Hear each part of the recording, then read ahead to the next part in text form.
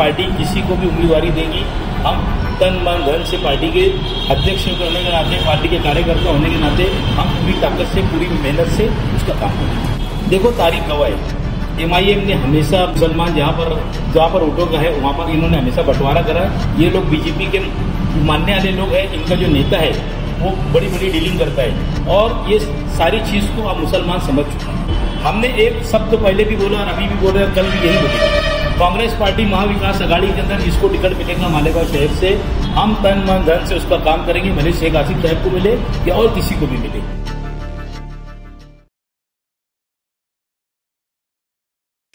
आप देख रहे हैं अब तक न्यूज इंडिया, जो आपको रखे आगे।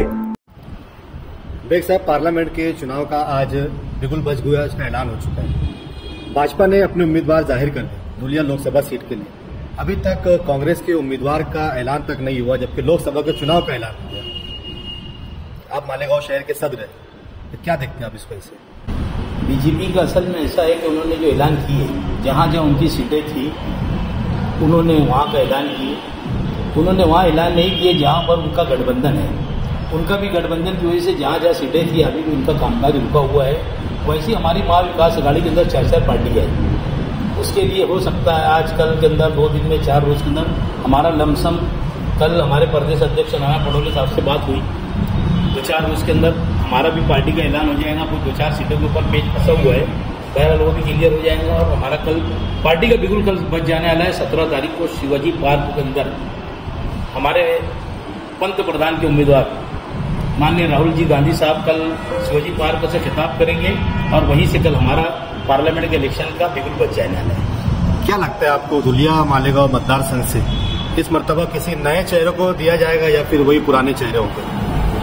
हमारे पास नया चेहरा ही रहेगा ना, हमारे पास पुराना चेहरा कहाँ है? हमारे जो उम्मीदवार थे अमरीश भाई पटेल साहब, वो चले गए बीजेपी के अंदर। कुणाल पाटिल पिछली मर्तबा कुणाल पाटिल साहब ने लड़े थे, कुणाल पाटिल लड़ने का नहीं बोल रहे, इसके लिए कोई नया चेहरा हमारे सामने आ सकता है। डॉक्टर तुषार सिवाड़े का नाम चल रहा है, क्या उन्हीं को जाने वाला है या फिर कुछ और? देखो, असल में नाम का एक पार्टी फैसला करती है, किसका नाम चल रहा है किसका नहीं चल रहा है। पार्टी किसी को भी उम्मीदवारी देगी, हम तन मन धन से पार्टी के अध्यक्ष होने के नाते, पार्टी के कार्यकर्ता होने के नाते हम पूरी ताकत से, पूरी मेहनत से उसका काम करेंगे। अगर मुफ्ती साहब को टिकट मिल गया लोकसभा का, तो जैसा वो दावा कर रहे हैं, काय से दावा कर रहे हैं कि इस मर्तबा धुलिया मतदार संघ से मतलब मैं उम्मीदवारी करूंगा और मुस्लिम वोट मुझे मतलब मिलेगा।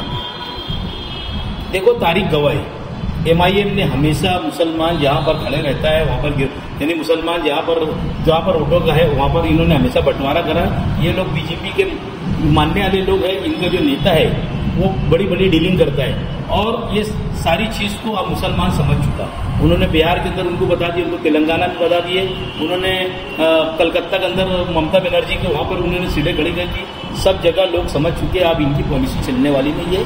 शहर के अंदर आप लोग हालात मुल्क के जो चल रहे हैं, मुल्क के अंदर यही चाहते हैं लोग कि आप कांग्रेस के पीछे, जैसे कोई वजह से हट गए थे लोग, वापस कांग्रेस के साथ में आ रहे। अब पूरी तरीके से मिजाज बन चुका है लोगों का, कोई खड़े रहे नहीं खड़े रहे। हम कांग्रेस पार्टी के मानने वाले लोग हैं, पार्टी जिसी को भी उम्मीदवारी देगी हम उसका काम करेंगे। मालेगांव के माजी आमदार आसिफ शेख भी मतलब दावा कर रहे हैं कि मैं इस मर्तबा पार्लियामेंट का चुनाव लड़ूंगा, टिकट मिले या ना मिले, चुनाव लड़ने का उन्होंने दावा ठोक दिया। देखो, मैंने एक बात बोला, वो उनका मसला है।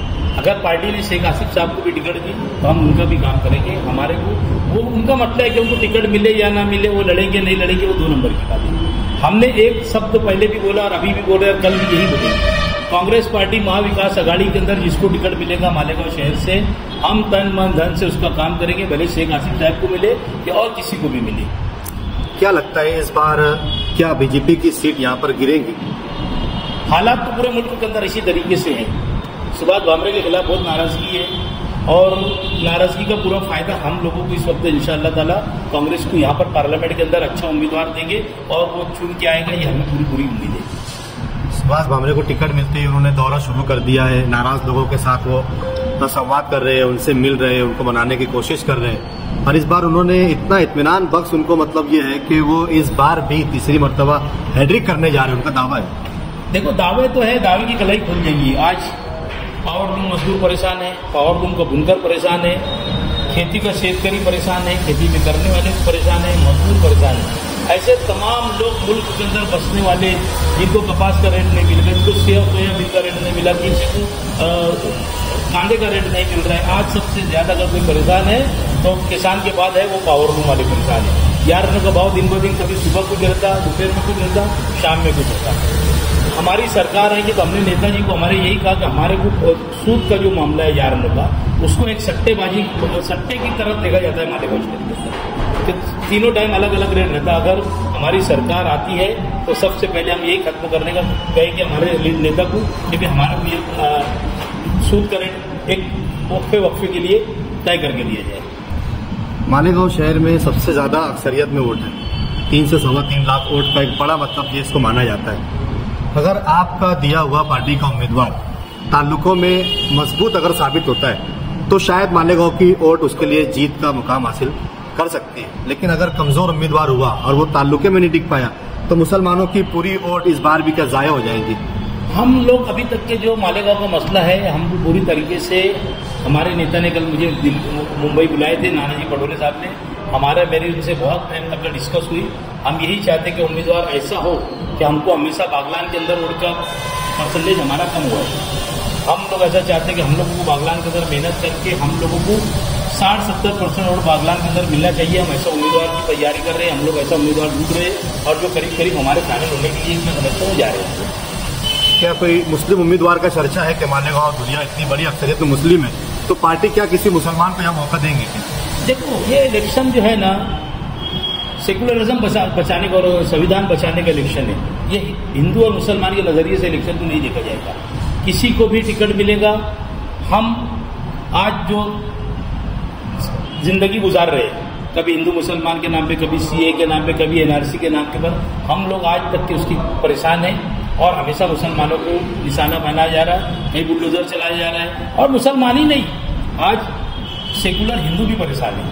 मैंने आपको कहा कि ये हिंदू मुसलमान का इलेक्शन नहीं है। मैंने बोला आपको कि आज शेतकरी परेशान है, शेतकरी के अलावा मजदूर परेशान है और उनका बुनकर परेशान है। यानी कोई भी तरीके से आप देखो कि कोई इनके राज के अंदर ये नहीं है।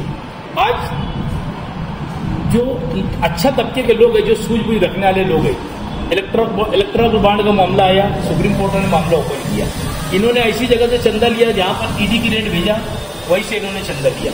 ये सारी चीज अच्छे लोग इसको पसंद नहीं कर रहे हैं। आज मैंने एक क्लिप सुना, बीजेपी से उनका एक कार्यकर्ता को कॉल गया कि आपको बीजेपी को वोट देने आपको ऐसा पैसा मिला 2000 रुपया, तो वो बोले हाँ मिला।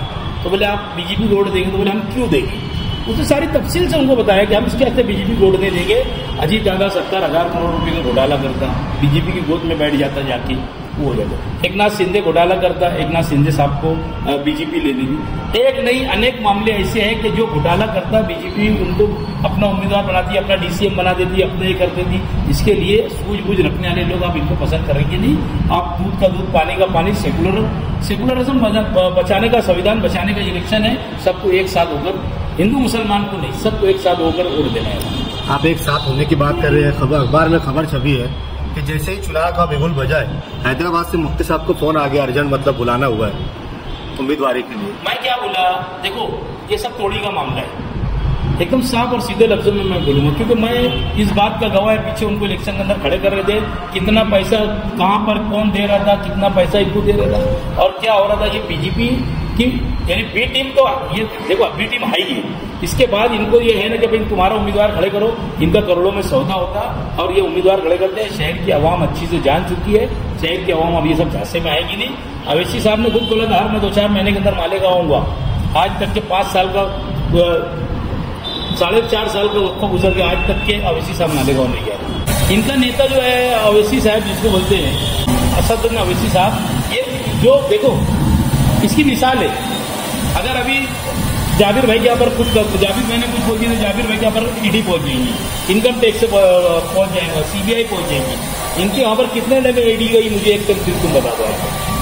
तो ये सारी चीज के ये नजरिए से लोग आप इनको देख रहे हैं, क्योंकि ये जो है अमित शाह जी इनको जो स्क्रिप्ट लिख के देते हैं, वही स्क्रिप्ट ये लोगों में डालते हैं। इनसे होता जाता कुछ नहीं। ये हिंदू मुसलमान इतना करते थे कि हमारे हिंदू भाइयों को एक जगह इनकी बात को हो जाना पड़ता।